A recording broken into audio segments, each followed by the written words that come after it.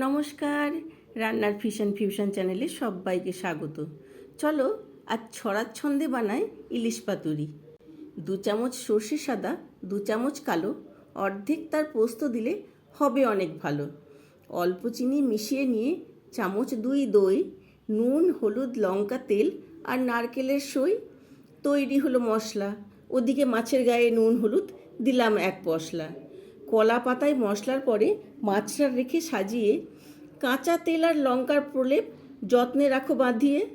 ভালো করে বাঁধন দিয়ে হালকা গরম তেলে আলতো করে রেখে দাও, আঁচটা রাখো ঢিমে।